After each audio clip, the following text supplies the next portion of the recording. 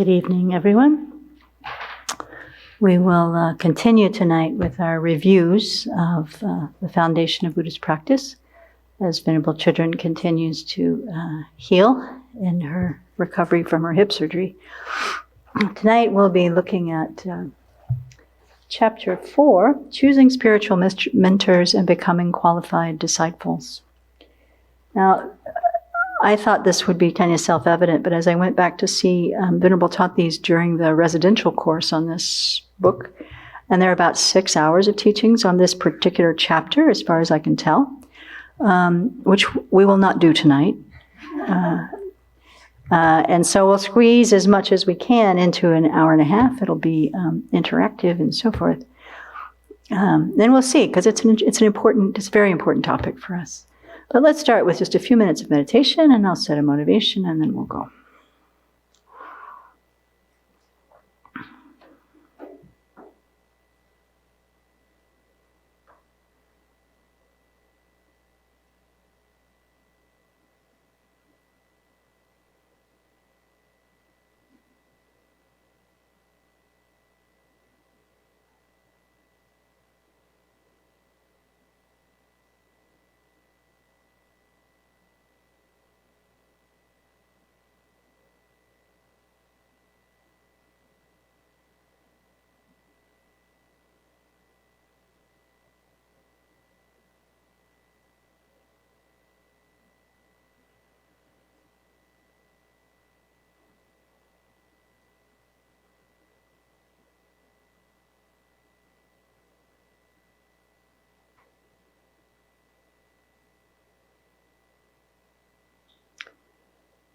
So think for a moment about what brings you to this session tonight.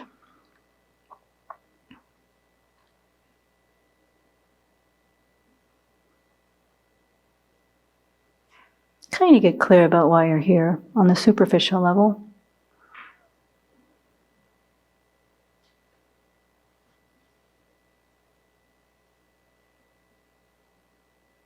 Maybe it's just because it's on the schedule.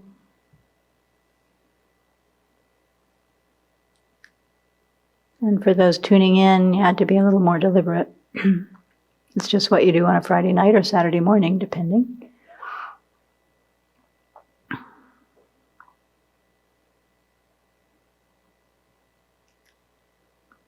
And let's spend a moment reflecting really how incredible it is that we are here right this minute, wishing to share the Dharma together.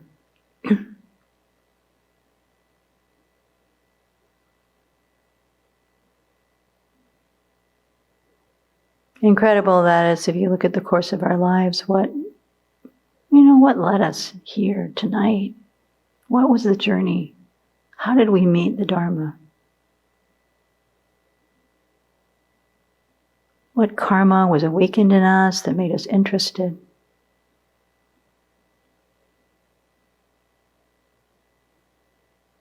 What causes actually make it possible that we can share this in English?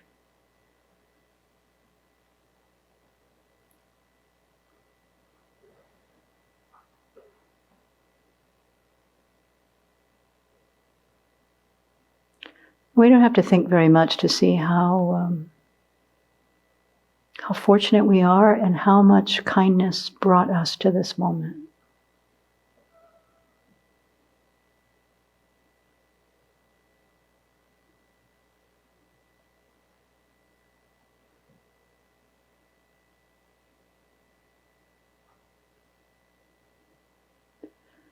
Kindness is the very source of our living. Actually, we eat by kindness. Our buildings are heated by kindness. The buildings we are sitting in are built by kindness.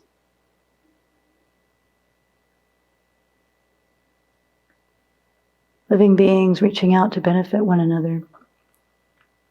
And we're a part of that network or that matrix. So as we share the Dharma tonight, let's also think about all the beings around us who don't have this opportunity right now, who so seek for happiness, Right now it seems very hard to find for many people. And that's just superficial happiness. So we can bring the wish to repay the kindness of sentient beings to our time together tonight. Generate a wish to see everyone freed of the sufferings of cyclic existence. And make the determination that we, to repay their kindness, will take it upon ourselves to become Buddha so that we can help them. Make that motivation as pure and as strong as we can to imbue this time together tonight so that we can dedicate that merit for realizing that goal for the benefit of all beings as quickly as possible.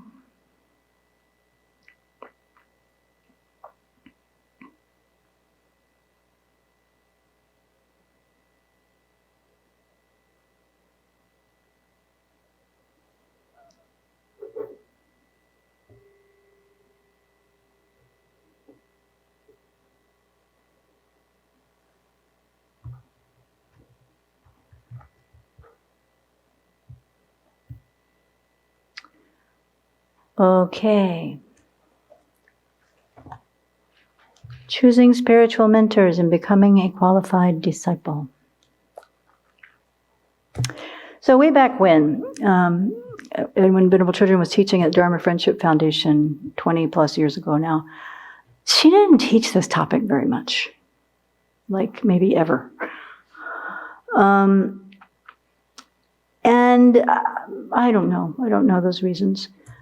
But I do know that even then it was a difficult topic for people, at least in the United States, people in the West in general maybe. And even when she did the Lamrim book, the meditation on the spiritual mentors is at the end of the book. Whereas in the Lamrim Chenmo and other stages of the path teachings, it's like first. So, what if you had come to a Dharma teaching or a Dharma center kind of curious, and the first thing you learned is that you have to venerate the spiritual mentor to progress along the path? Would you be here? No, many of us really would not. So this is really confusing in the West. And Venerable says that Lama Tenpa is the term in Tibetan, relying on a spiritual mentor. It literally means depend on a spiritual mentor. But it has often also been widely translated as guru devotion. So this is further confusing. The guru, especially, I don't know about later generations, but the guru was what the Beatles went off to India to follow. Guru Maharishi Mahesh Yogi, right? Big guy with a white beard and some holy, spooky kind of guy. And then devotion, well, we know what devotion is from our Catholic friends. So you follow some white bearded guy and you give your life over and all your money and fall on your knees and spend time meditating. That's the image that comes to my mind. Devotion implies worship, surrender, giving all to the guru, which makes kind of imaginary stuff. So Venerable said this translation is much more grounded, relying on a spiritual mentor. And it negates the idea that it's, we'll give our life to whoever will enlighten us without us having to do very much. That's not what this chapter is about. So if it's not guru devotion, what does relying on a spiritual mentor mean, and how are you supposed to act in regards to them?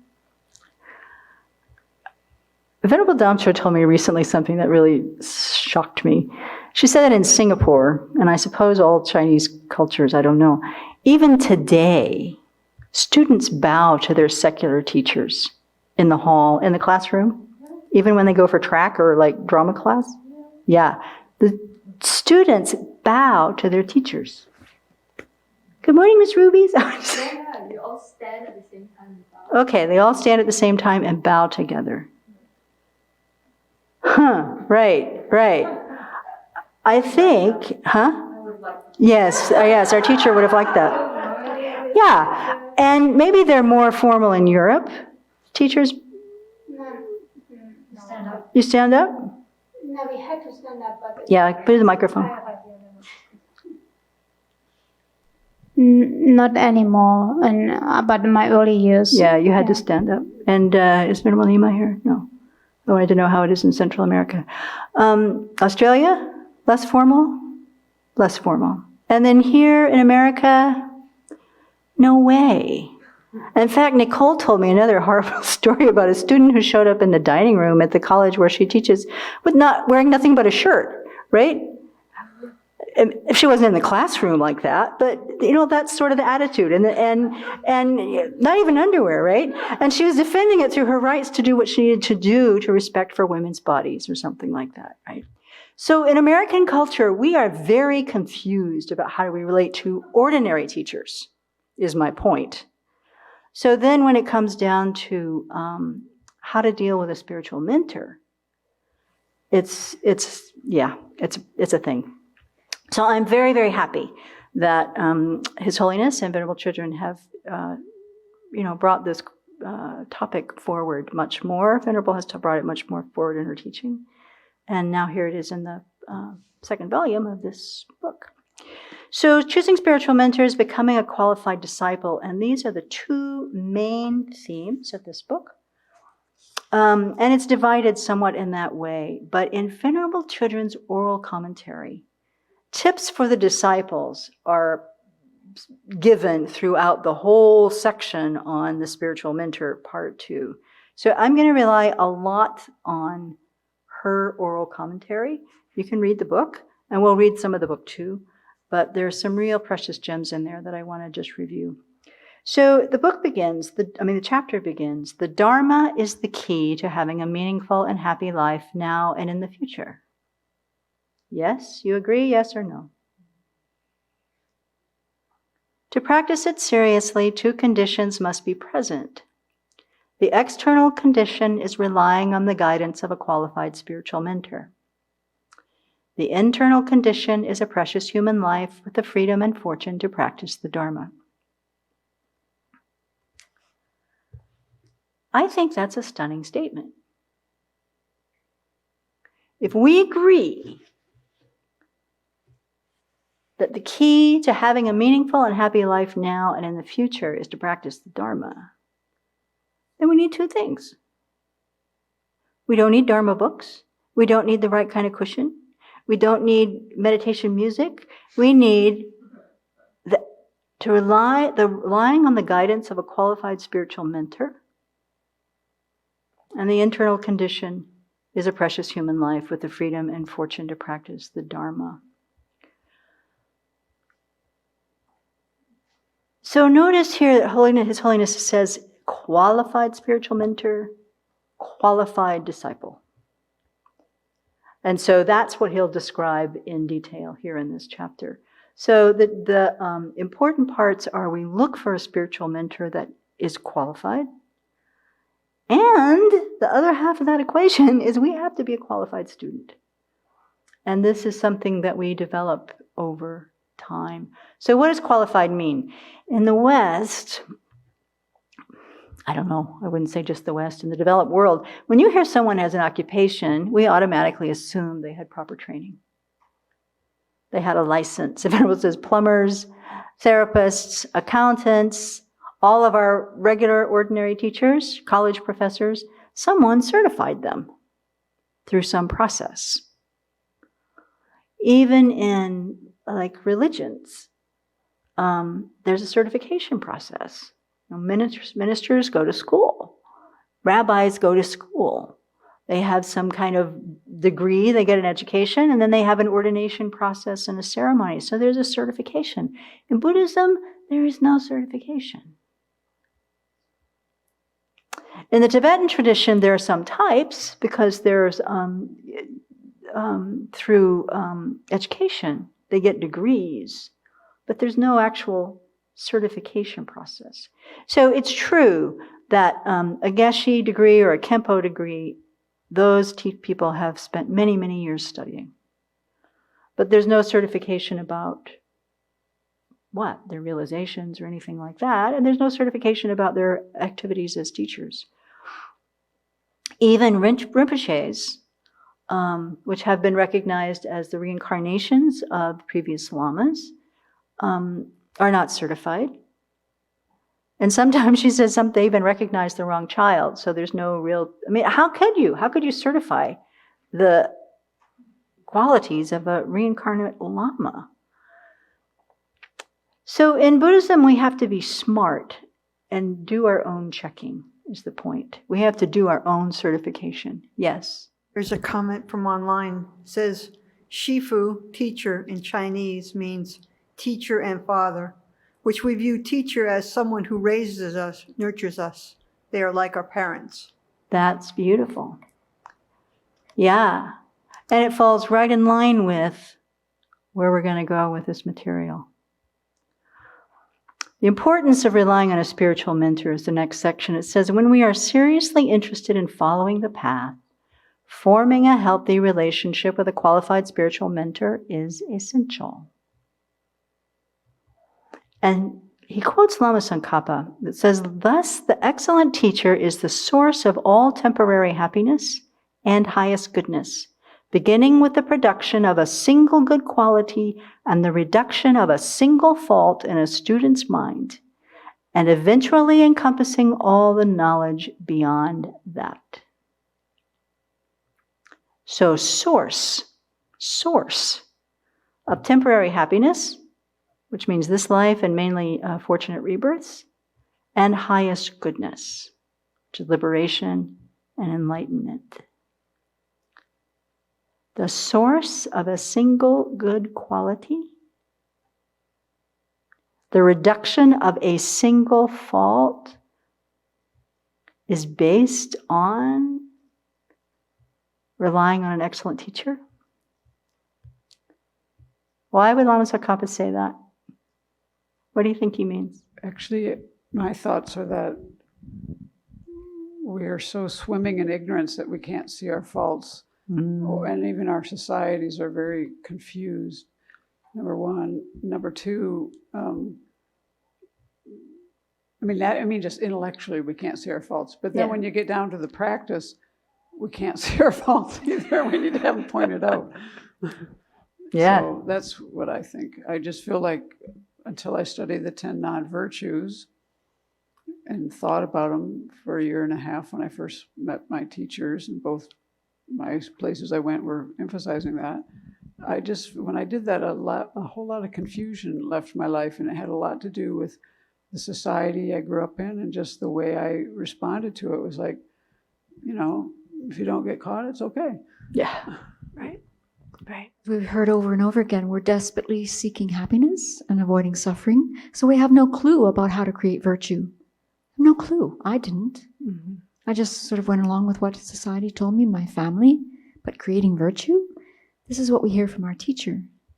And purifying mistakes and what constitutes a non-virtue, it's from the teacher.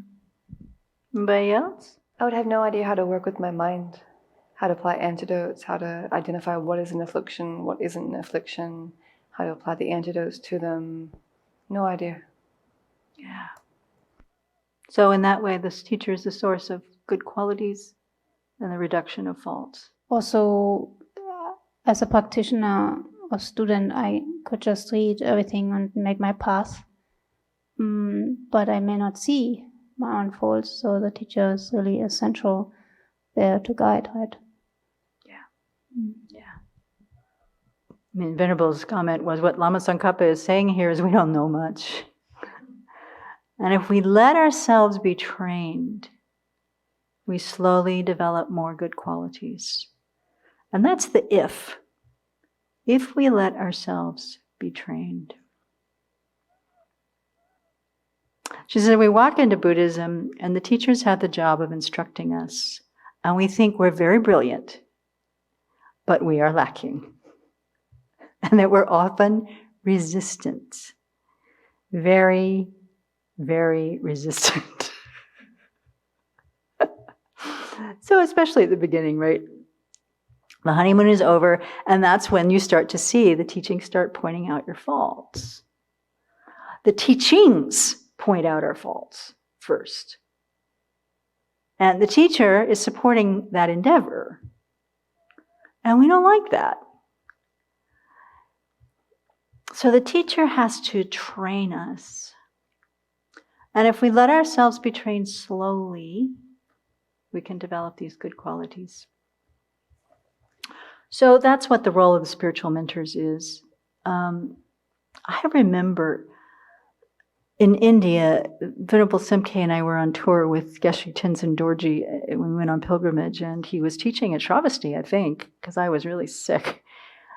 And he was teaching at the Korean temple, and he was teaching new students. He was new to Deer Park at that time. And it's one of the first teachings that he gave. So we're sitting there and we're freezing and I'm sick. And the thing he stuck out, he looked right out at us and he said, "It is the teacher's job to point out your faults." Nobody had ever said it to me quite so nakedly before. It is the teacher's job to point out your faults, because we come in with enthusiasm. And that's wonderful. But enthusiasm doesn't help us change our mind in that way. You know, if we have a deeper enthusiasm for the Dharma, where we're really willing to stick with it because we understand from our own experience that it will take us where we want to go, that's different. But when we're just kind of there and it's new and it's shiny and I'm really excited about it, and then I have faults. I don't have faults. Don't they know how great I am? So that's when the teacher's job becomes more difficult. And that's when, that's really where the rubber meets the road in terms of whether we stay students or not. It's that moment, I think, when people choose whether they're going to stick with it or not.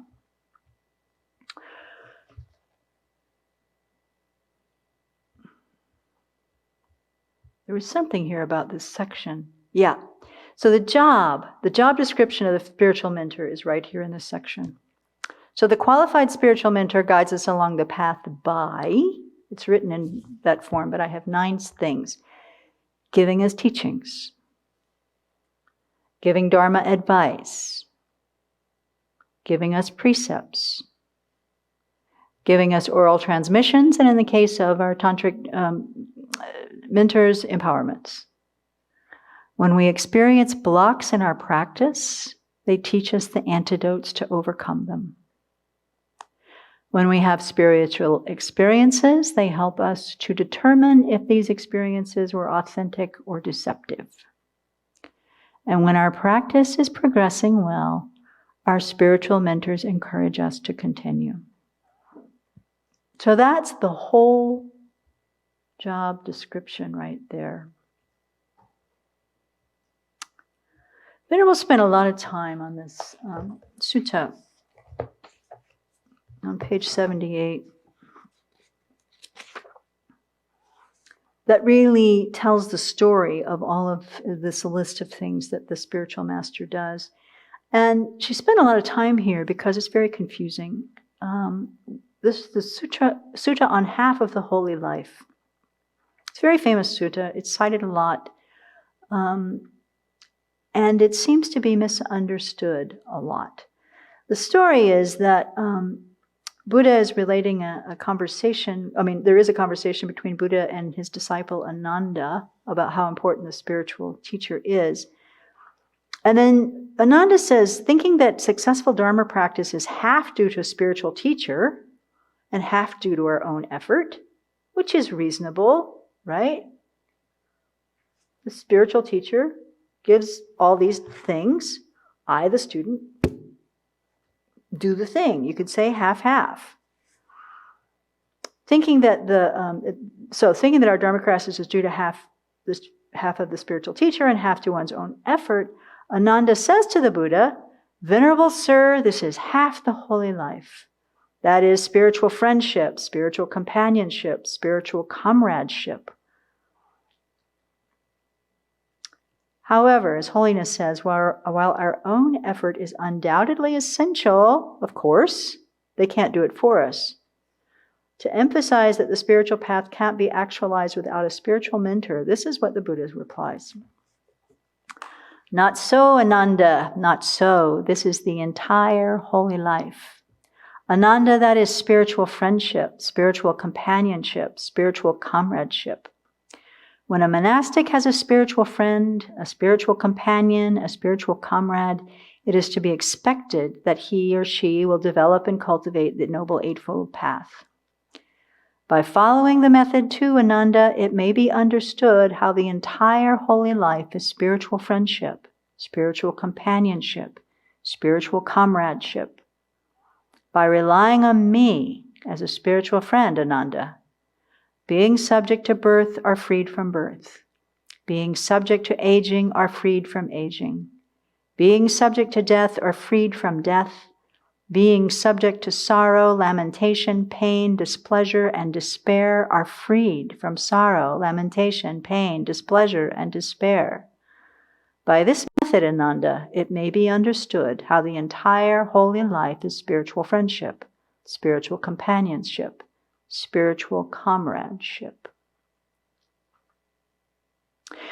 So, we've all heard this in the context of spiritual friends. I'm sure if you read any of the Buddhist magazines, or even just hang out in Dharma centers, it's often quoted as, oh, these Dharma friends are half the spiritual life. But what is it about those Dharma friends that we're hanging out with at the Dharma center that would be part of the spiritual life? I mean, actually, there's not much logic to that assumption. What they're saying here, what His Holiness and Venerable Children were emphasizing here, is that the Buddha is calling himself the spiritual friend. Buddha is calling himself as the teacher, the whole of the holy life. And so because our teacher plays the role of the Buddha in our life, it is that spiritual friendship that we rely on that is the whole of the holy life. So it goes back to the very opening sentence they had here. That's so kind of direct. To practice the Dharma, two conditions must be present. The external condition is relying on the guidance of a qualified spiritual mentor. So what this says, I mean, is that no matter how much we think we can do it on our own, I like to read books, I don't like to follow one particular thing, and that's okay if we're testing out and we're exploring, but at a certain point in our practice, when we are really ready to say the Dharma is the most important thing to make life meaningful and happy, then this condition of relying on the spiritual mentor or having the spiritual friend that is the whole of the holy life is essential for us to be able to progress along the path. So, there's a little thing right on the next page where the Buddhaghosa talks about this. So this is like, how should we rely on this? He says this: when he dedicates himself to a teacher, he should say, I'm going to take these all to make them all girls, do you mind? When she dedicates herself to a teacher, she should say, I relinquish this, my person, to you, Venerable. For one who has not dedicated her person, thus becomes unresponsive to correction, hard to speak to, and not amenable to advice, or she goes where she likes without asking the teacher. Consequently, the teacher does not help her with either material needs or the Dharma, and does not train her in the scriptures. Failing to get these two kinds of help, she finds no footing in the doctrine, and she descends to inappropriate behavior or to the lay state. But if she has dedicated her person, she is not unresponsive to correction, does not go about as she likes, is easy to speak to, and lives in dependence on the teacher. She receives the twofold help from the teacher and attains growth, increase, and fulfillment in the doctrine. I think the twofold help is requisites and teachings, right? So this can also sound a little bit like disciple dedicates herself. What it means is you're a serious student. It's not worshipful devotion, but serious about practicing the path. And when we say I relinquish my person to you, doesn't mean I give up my wisdom. What it does mean is I'm opening my mind to receive the teachings and to be trained, and to look at myself and correct what needs to be corrected. That sounds great. How hard is that to do? It's hard. Let's just face it. Why? Because we're in charge of our own lives. We know who we are. We know what we need. We are, in control here, not you. And so that's the resistance that our teachers are working with again,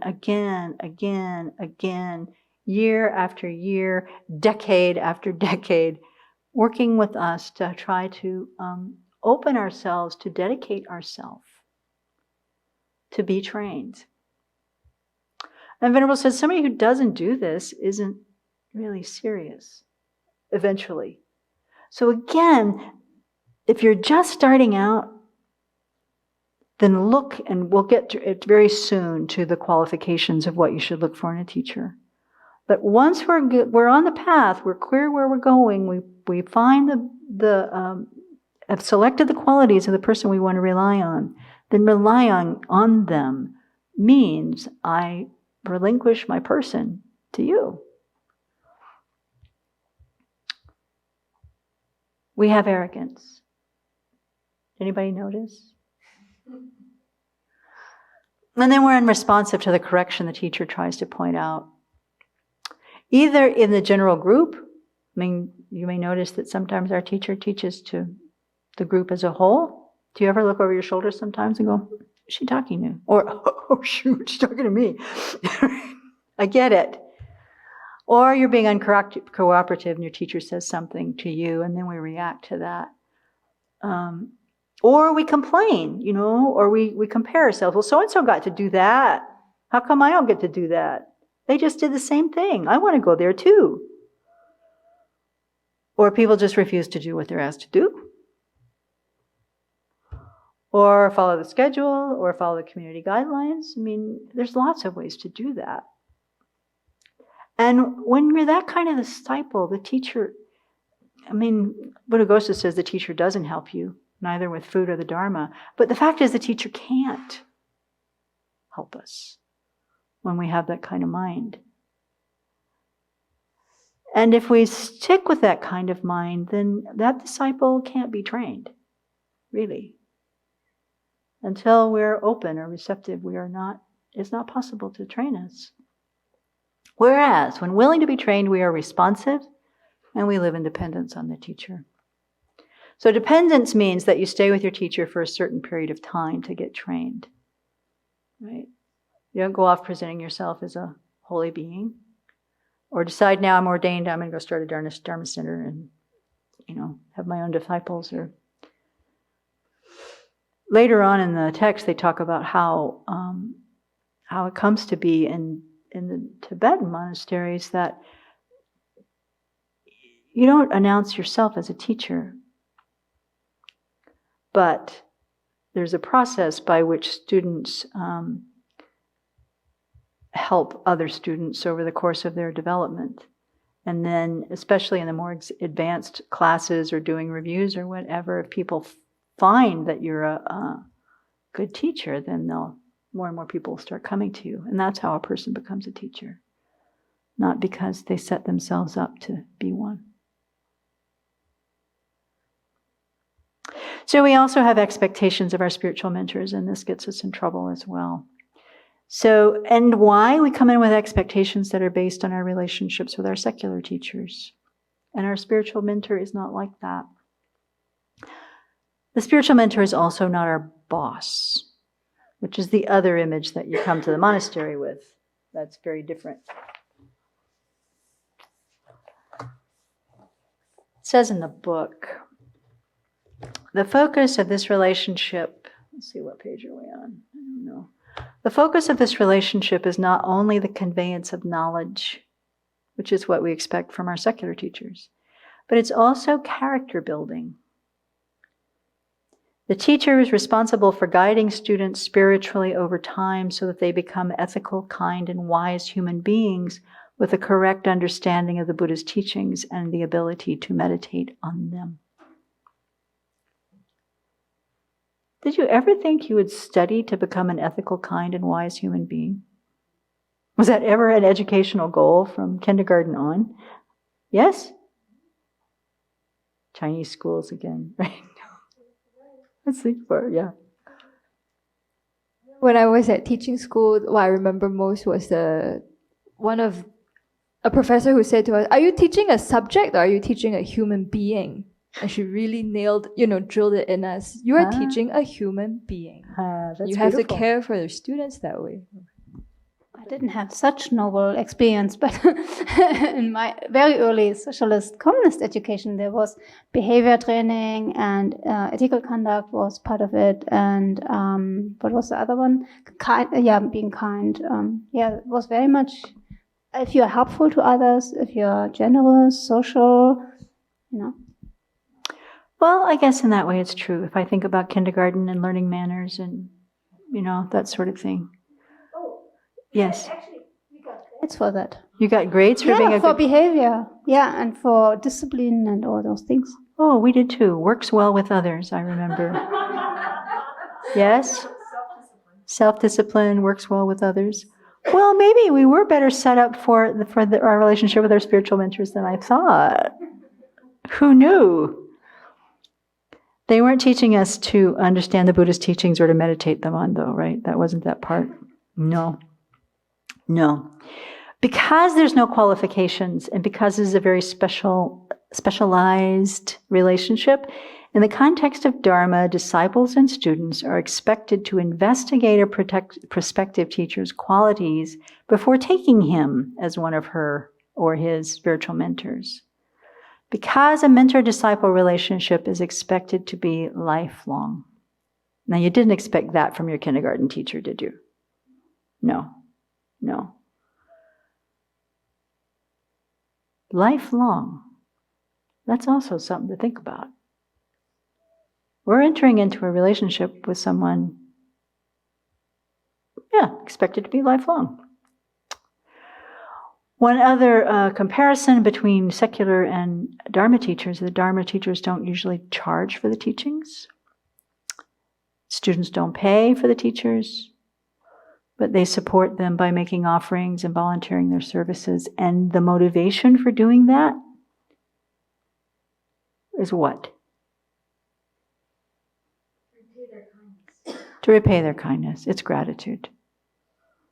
So offering service out of gratitude is a whole different kind of thing than paying to be educated. Even you have a great relationship with your best professors, it's not the same. It's absolutely not the same. And we don't have much model for this. But to think about all that we're actually receiving from the teacher, not just the teachings, not just even the example, but the actual guidance to help us figure out how we enact these in our lives. Then when we think about that, then the wish to repay that kindness is very strong. There is a natural hierarchy in the spiritual mentor-disciple relationship, and it's useful for subduing students' self-centered attitude. Did we mention self-centered attitude before? No. Students is a nice sentence. Students do not seek equal status with their teachers. So that's true for, that's true for any level of teacher that we have in the Dharma. We may go out and have ice cream together, but it's not because we're buddies. It's because you're making an offering to your teacher. Venerable said, some Westerners complain about hierarchy in Buddhism. We don't want to serve our teacher. We don't want to have the Sangha go ahead of us in line, she said. Also, I don't respect these seniors. I don't have to serve them. I don't have to listen to them. I don't like their good qualities. They don't have any. That kind of mind in people. I will say, I have not had the experience in lay centers where people have not been respectful for the Sangha. That's not been my experience. But other people have had that experience. So I think that's where this came from. But the point is, regardless of whether we have that about the Sangha or whether we take our teachers kind of as buddies or friends or something, that mind state is an obstacle to our practice. To think, I don't want to serve my teacher is an obstacle to our practice. And then she told us again how Lyalma Yeshe always said, especially for the monastics, I am a servant of others, I am a servant of others, I am the servant of others, and that should be our mantra, not arrogance. So servant for others in this case also means not just the teacher, but serving the Sangha, serving the guest, serving the whomever. I'm the servant of others, whether we're lay or ordained.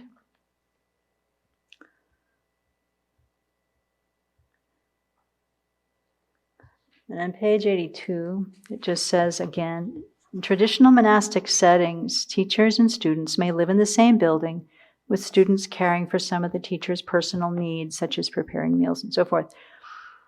So in the same vein, when we offer service to the teacher, we benefit.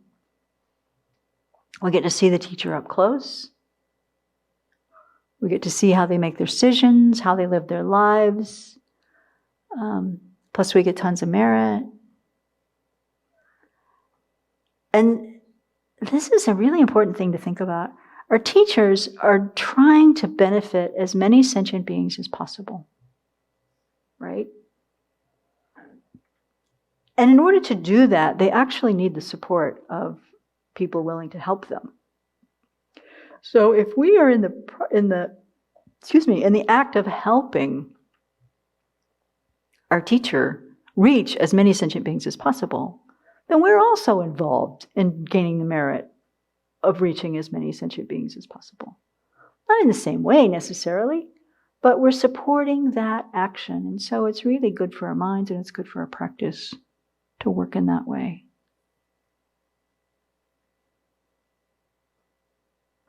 Here's another thorny point. In entering a relationship with a spiritual mentor, having appropriate expectations is important. Although we may have emotional needs, the role of Dharma's teachers is not to fulfill these.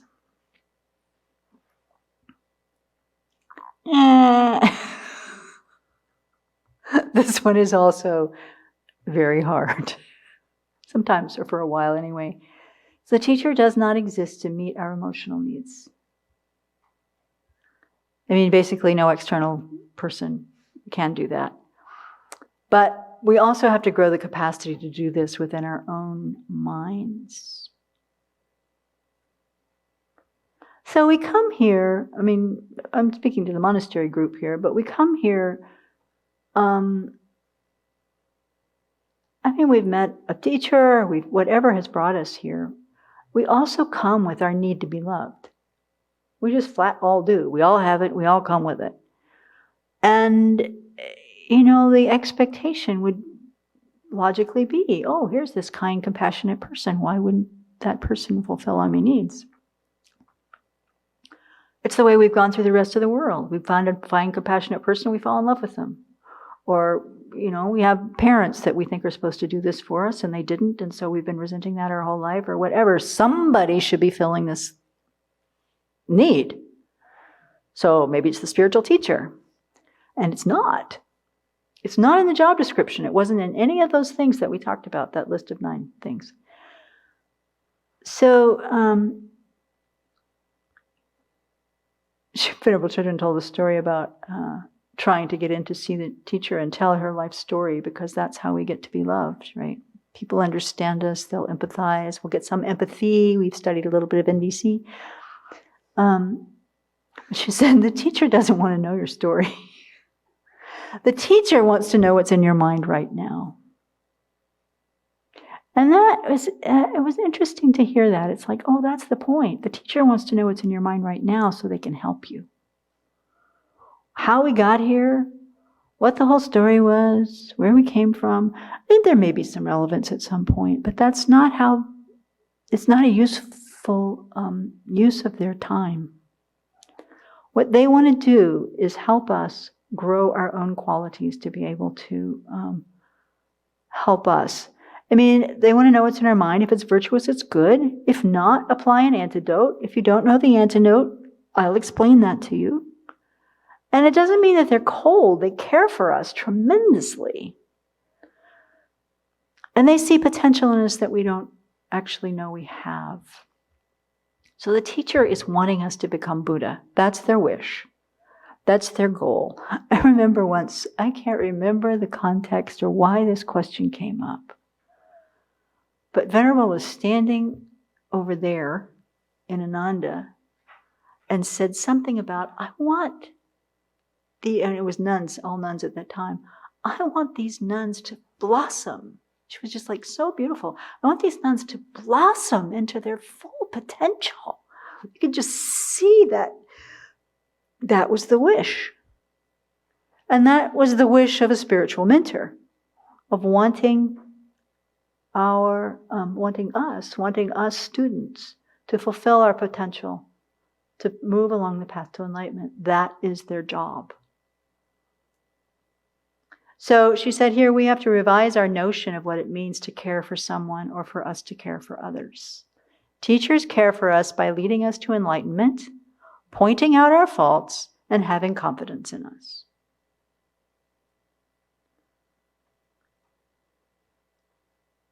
Caring for us by pointing out our faults is a little bit hard to adjust to. But honestly, I mean, the more we can develop our own self-confidence about our aspirations, which we must do. How the heck are we going to be able to do bodhisattva stuff if we're still waiting for somebody to please love me because I never got all the love I needed? I mean, there are ways to work with that need, but as long as we're kind of like metaphorically handing our inner child to people to try to help us, we can't do the bodhisattva's work. Our arms are full. So this is a very different kind of relationship. The spiritual mentor is not a therapist, and the teacher is very strong with us because they care, not because they're trying to hurt us or anything like that. So that is an important piece. And so I would just say from experience, when that strong guidance comes at us, it's useful from the side of the student to think, what do I need to learn from this? What are they trying to tell me? What am I not seeing? What's the wall I've put up that needs to be penetrated? So it's helpful. It summarizes it here. The role of the spiritual mentor is to guide us in learning the Dharma, critically reflecting on its meaning and correctly meditating on it. This is why it's so important to be under their guidance. However, spiritual mentors don't do the work. We must practice the Dharma ourselves. So a therapist focuses on the need of the individual and helps them navigate their lives. Yes? Yeah. The spiritual mentor is responsible to all the disciples. That's also a big difference. Unless you're like the only student, I guess.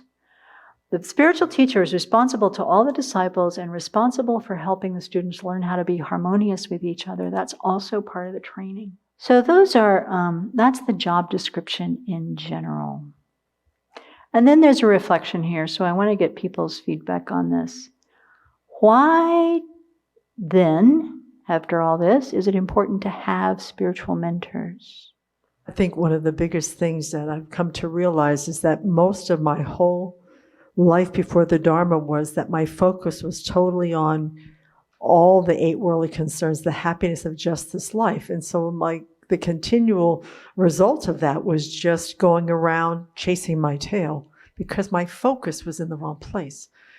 When I met my spiritual teacher, she's not looking over there.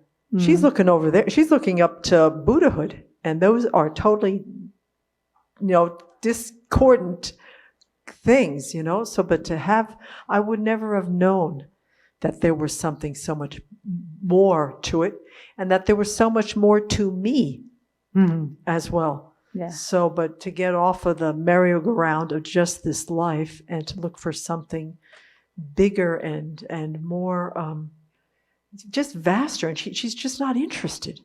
You know, she's just not interested in playing the game, and that's been really helpful, and that has unloaded a lot of heaviness, a lot of confusion, and it's brought a lot of joy to my life. Yeah, well because said. the direction's changed. Yeah. Yeah. Says, to paraphrase Geshe Sopa, we have just climbed out of a bunch of bad rebirths. How can we possibly know how to get ourselves to enlightenment? Beautiful. That's exactly it. That is exactly it. And there's more. Yeah. For exploring at the beginning, it is good to know more teachers and their qualities, but ultimately when we practice, we need to rely on one teacher to guide us on our practice. More. Yeah. Someone to model what we aspire to be like. My teacher's integrity keeps me inspired and wanting to grow on the path. Yeah. Yeah. All good reasons. This thing about having only one teacher once you settle down is a matter of kind of personal preference and personal karma, I think. We don't have to have just one teacher. But relying on a teacher for a period of time, like depending on the role of that person's life, you know, relying on one teacher for training, we can still have other teachers. But when it says here, stick with your teacher for a period of time, that's where you have intense training. Okay, and just quickly, how does the relationship with a spiritual mentor differ from one with a school teacher or a professor? My spiritual mentor has the compassion to point out my faults and the things that I'm not able to see clearly yet. Whereas, you know, that's not true for school teachers or professors. Yes, probably we wouldn't accept that too much. You don't. What's the thing where you grade your professor? Rate my professor. Yes, you do that as the professor. You probably don't get too good. Your grades aren't so good. Your ratings aren't so good. You don't get so many stars. Yeah. So moving along, because there's a lot and I'm going slow. 3 types of practices, 3 types of spiritual mentors. So Tibetan Buddhism includes 3 types of practice. Here they are, the fundamental vehicle, the perfection vehicle, and the Vajra vehicle. The fundamental vehicle,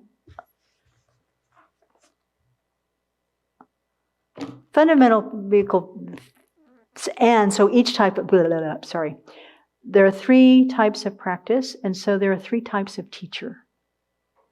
So one person could serve all 3 roles in teaching all 3, or 3 different teachers, or a combination, but they have different purposes and they are regarded in different ways.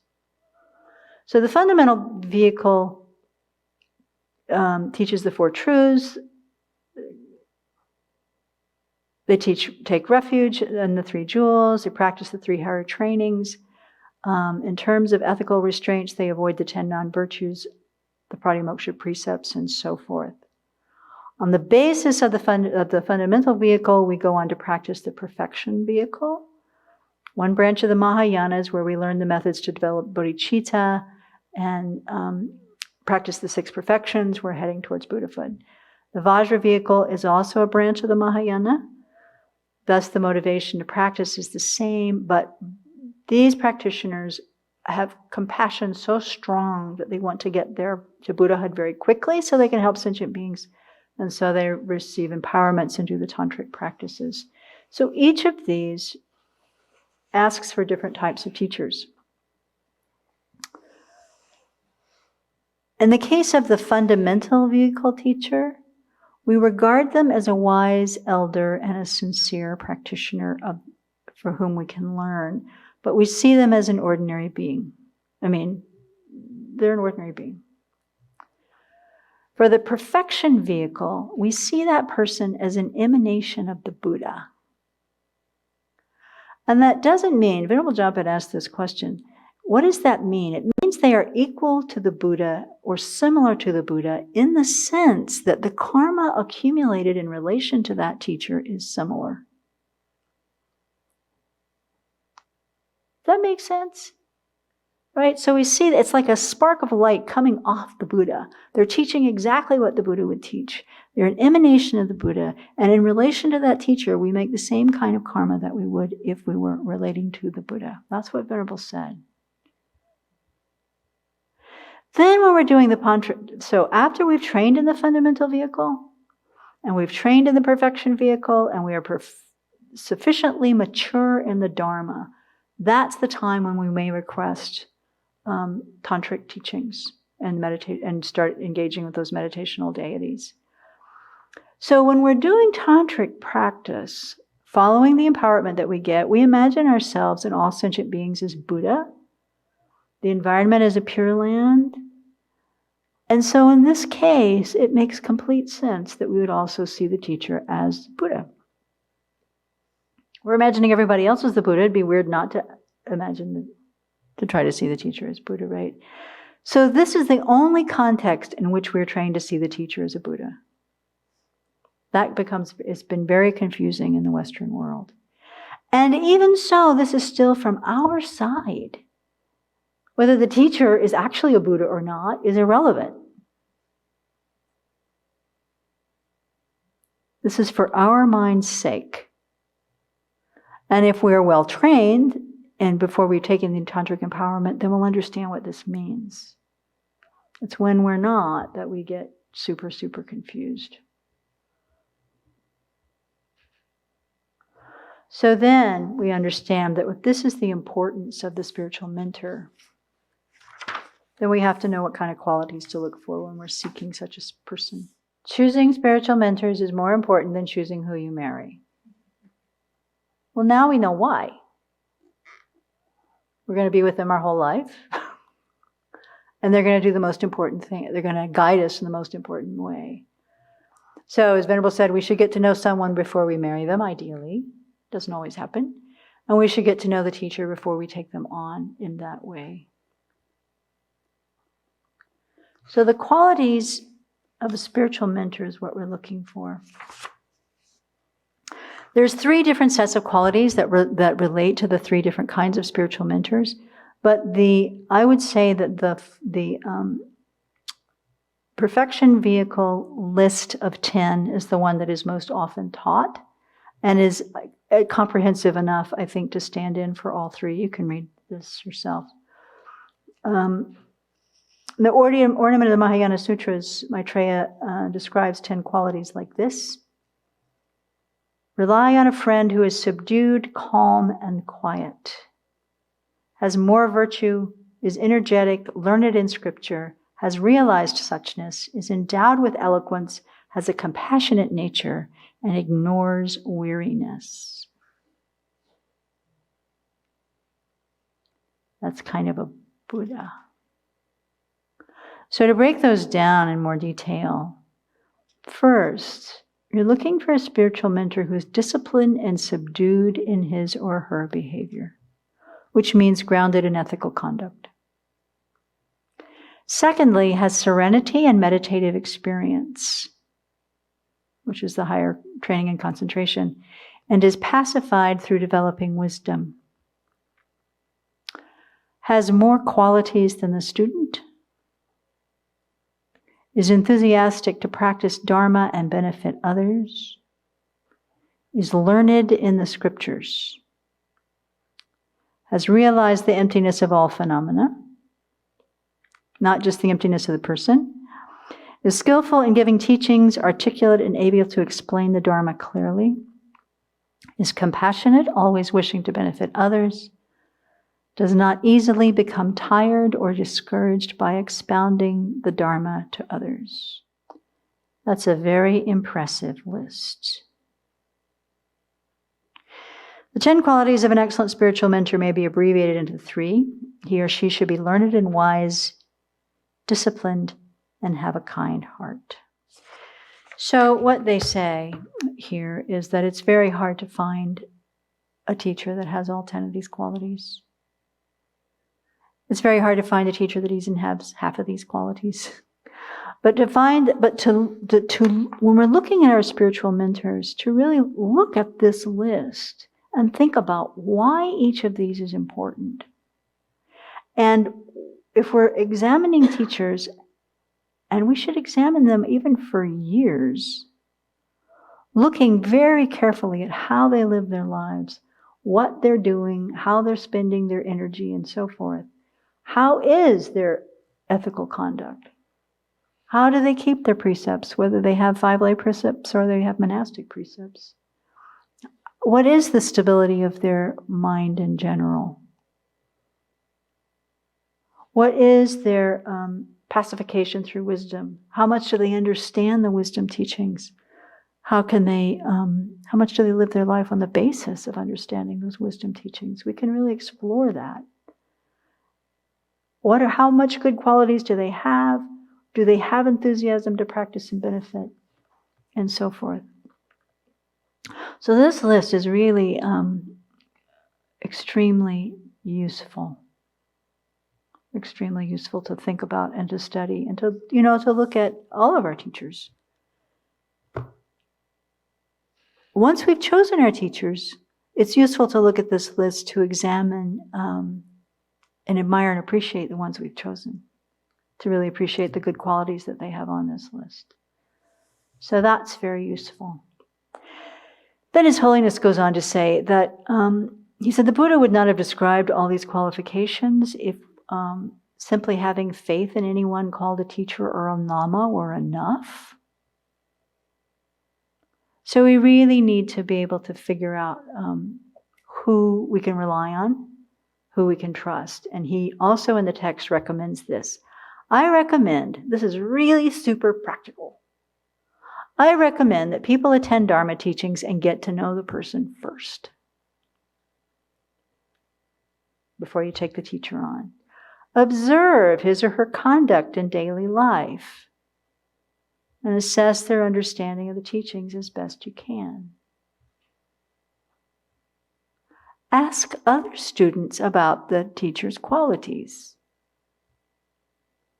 It's like interviewing, getting references. And look at the qualities of those students to see if you want to become like them by following the same teacher. That's reasonable. If everybody's going out to the pub after the teachings, that may not be the crowd you want to run with, or maybe, I don't know.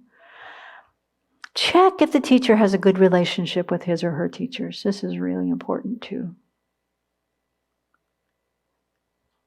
And read Dharma books so that you have a general knowledge of Buddhist tenets and can assess if this person's teachings are correct or not.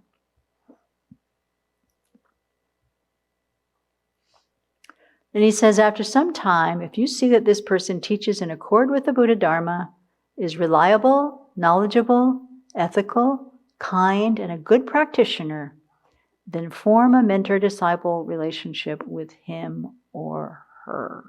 His Holiness says, ask the teacher if he has eliminated observable faults and if he is accomplished in the Vinaya and Dharma. I know, who would think of that? It's a direct question. If you really wish to sincerely check out a teacher. Doing this assumes the person is neither deluded regarding his own practice nor lying.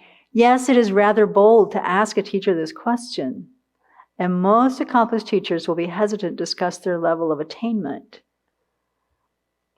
However, if you are satisfied so far by your investigation of the teacher, then practice what he teaches and see the results for ourselves. If through diligent, correct practice we realize the result, then we will certainly have our own experience and know that he's a reliable spiritual mentor. So then there's a whole section on seeking internal qualities and what the titles of a teacher are, but I'm not going to go there. We're going to go straight to becoming a qualified disciple because we have to do this quickly. We must make ourselves into a receptive vessel. Aryadeva describes a student suitable to realize emptiness which we want to be, has 3 qualities. Do you remember what they are? Intelligence, lack of bias, interested listener. That's right. That's right. Unprejudiced, intelligent, and interested listener is called a vessel. So we have to prepare ourselves, right? So we talked earlier about being open to the teacher's guidance. And so this first one, impartial, open-minded, is also try to be free of misconceptions and not be closed-minded. And it's very hard for us to realize our own biases. So the teacher can point those out for us. Intelligence is not academic intelligence, but discriminating capacity to discern what is correct and what is incorrect, what to practice and what to abandon.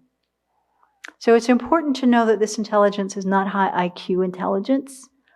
In fact, sometimes these conventional smarts obscure our capacity to hear the Dharma. I never thought of this, but Venerable said, a PhD in materialism can't hear the Dharma. That's not their worldview. On the other hand, someone who's very bright in the Dharma may not do very well in school. So everyone comes to the Dharma with different dispositions. And intelligence is of 4 types. This isn't in the book, but this is useful to know. Venerable brought this up when she was teaching. There's 4 kinds. One is innate intelligence that comes from previous lives. 2 is intelligence born from hearing the Dharma and study. 3, intelligence born from reflecting and debating. And I would add discussion here for us. And 4 is intelligence born from meditating. So only one of these, of 4, is innate. So it's not like, I'm not very smart, I can't do the Dharma. I mean, don't ever tell yourself, I'm too dumb to learn. And apply yourself and do it. From an old teaching, actually, when we back to the good teacher, good student retreat way back, I was looking at some of those old notes, and Venerable had told a story in 2011. She says there's 2 types of disciples as far as this intelligence thing goes. She said one follows on faith, and the other of higher quality follows based on wisdom. So this text was written by Maitreya, so it must be true. That mind, or my teacher gave me the teaching, so it must be true. That's the faith. And it works. It works for a while. But even better is having the mind that really investigates and thinks about, why did they say that? How does this compare to that? How does that apply to me? And that kind of intelligence as a student carries us far and has nothing to do with what college we went to or didn't go to or whatever. And then the 3rd quality here is interest, diligence, eagerness, and commitment to engage and stick with the practice. Chandrakirti lists 2 more traits for qualified student. The first is respect and veneration towards the teacher. This makes us a receptive vessel to receive the Dharma, whereas arrogance and apathy prevent spiritual growth.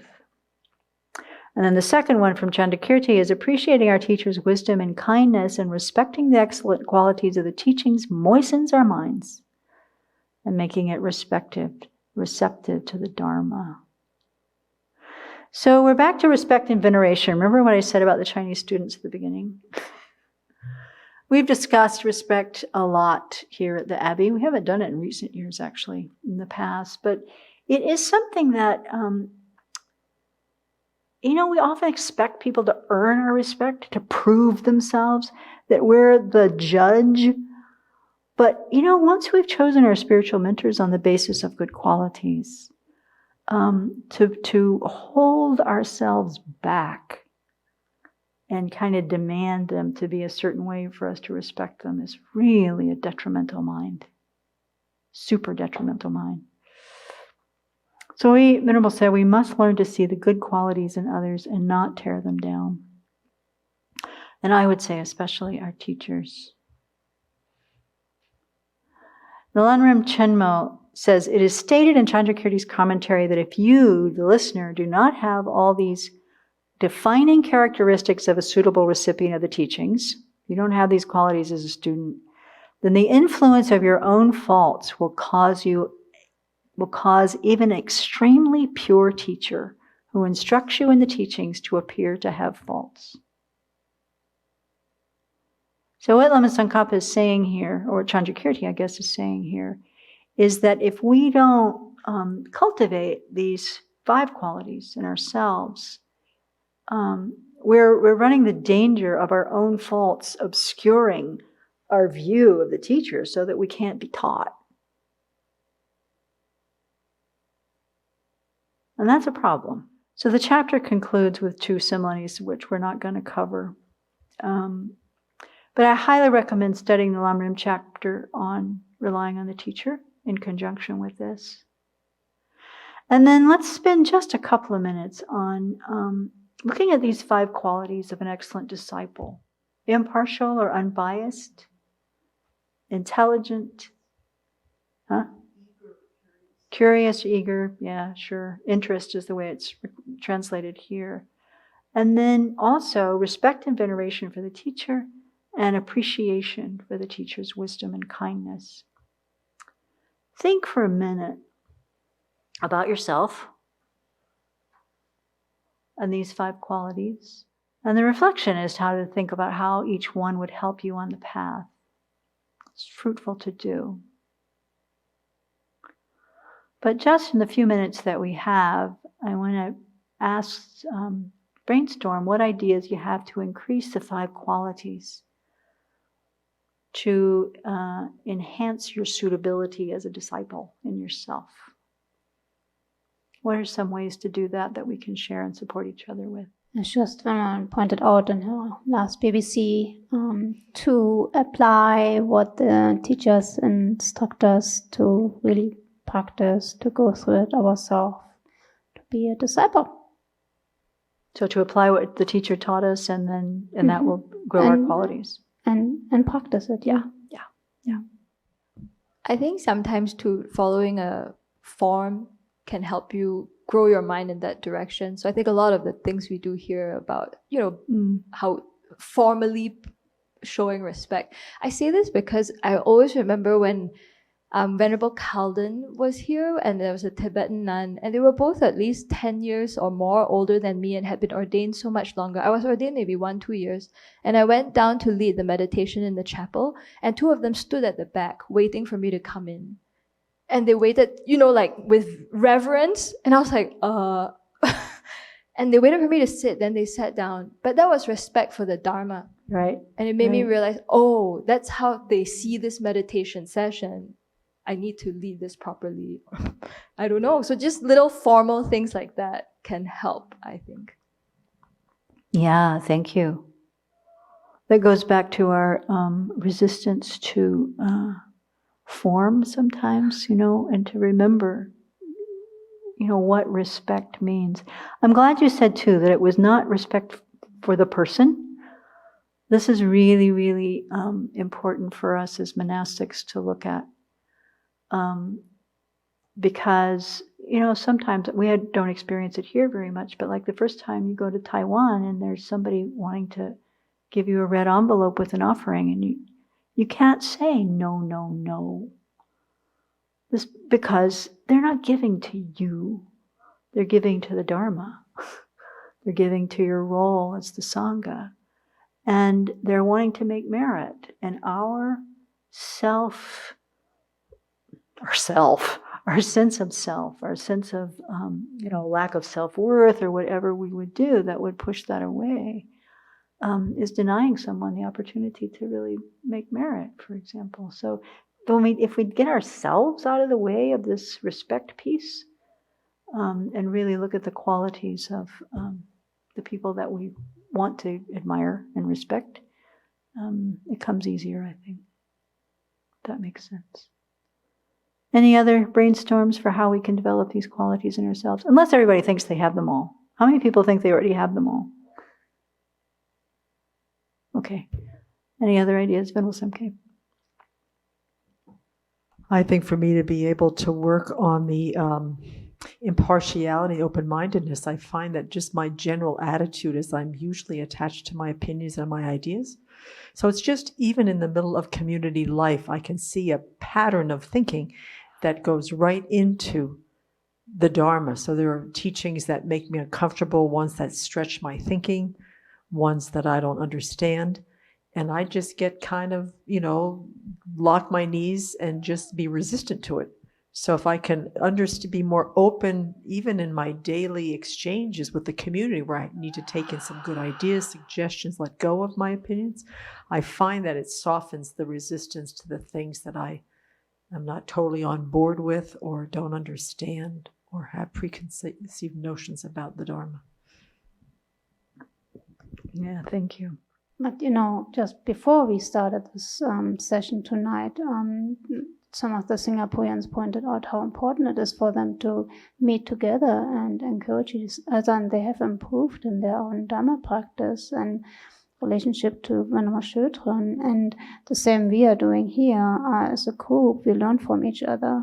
So yeah, even if we can't live with Dharma brothers and sisters, so to find online friends, come together and encourage each other. That many of our students from afar are doing already.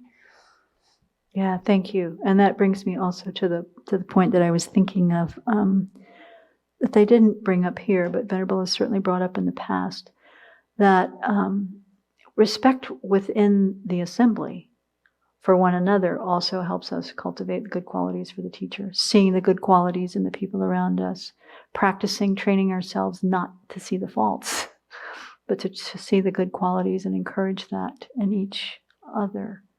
Helps create the harmony, helps also support the teacher because there's less work for the teacher to do when that's being done. So whether it's the Dharma group or Dharma center or within the monastery, we support and grow our own capacity to have these good qualities with the teacher, also in relationship to trying to cultivate them in relationship to other people. So that we don't have a hierarchy of everybody is nice to the teacher and nasty to each other. Doesn't work. Okay. So, in closing, His Holiness says, people who sincerely wish to attain liberation or full awakening will cultivate these qualities in order to become receptive disciples and increase the benefit they receive from listening to teachings. In doing so, they become more self-confident and responsible in their Dharma practice.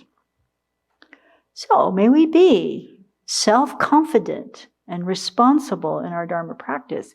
We take responsibility for our own growth and development. We take responsibility for our own enlightenment. We get to know what are the qualities of a spiritual mentor. We choose those to be, and we're the ones who pick. It's not the teacher who says, I want you, and I want you, and I want you. No, we choose who the spiritual mentor is. And then we choose whether we want to have these qualities of a disciple or not.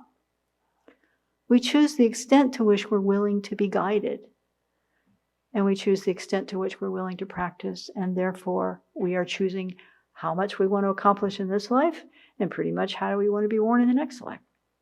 So it's all in us. There's a lot of power. It's a lot of responsibility. But the tools are right here. And I think Venerable Children and His Holiness have been really wonderful in their guidance for straightening out this kind of difficult, sometimes difficult topic. I heard from a senior that when we prostrate to the Sangha, the three bows, first bow is to the robe, the second to the Dharma, the third to the whole Sangha community, not to an individual. That's great. Thank you.